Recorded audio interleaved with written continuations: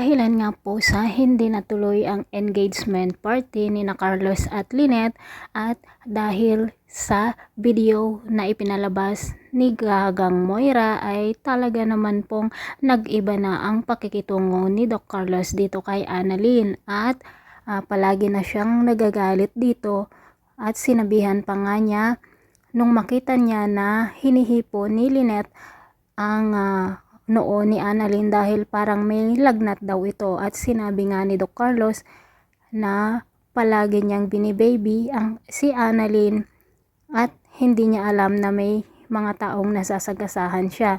Nagtaka nga si Lynette dito sa sinabi ni Carlos. Ay naku naman Carlos, napakakitid talaga ang iyong utak. Anak niya yan. Hindi mo ba naiintindihan? Syempre, ang isang ina gagawin ang lahat para sa kaligayahan ng kanyang anak. Diyos ko naman, oo. Si Carlos na nga siguro ang bagong magpapahirap na naman dito kay Annalyn. At samantala, doon naman po sa Apex kung saan nag-uusap sina Moira at Zoe, natatakot nga si Zoe na baka bawiin nila Giselle at Doc RJ ang Apex. Ngunit sinabi naman ni Moira na hindi daw nila pwedeng gawin iyon. At nang magkita nga nila Giselle at Moira, sinabi nga ni Moira dito kay Giselle na hindi nila pwedeng agawin ang Apex dahil ipababagsak daw niya ito. Pero hindi naman natakot si Giselle dito sa sinabi ni Bruhildang Moira. Samantala, meron naman pong pasyente na kung saan po ay malubha ang kalagayan at si Annalyn nga lamang po ang nakapagsabi dito ng dapat gawin sa kanya.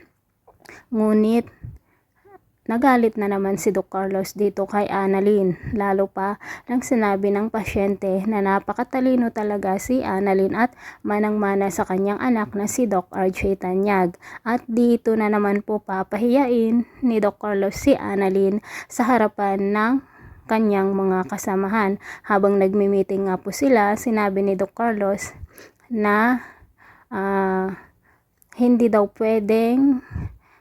hindi daw pwedeng utusan siya dahil nga siya ang pinaka-head doon sa 8th Street Medical Hospital. Talagang nagsisimula na ngang lumabas ang tunay na kulay ni Doc Carlos at makitid po talaga ang kanyang utak. Hindi niya naiintindihan ang damdamin ni Annalyn at ni Lynette.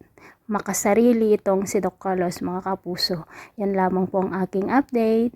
See you on my next video. Bye-bye.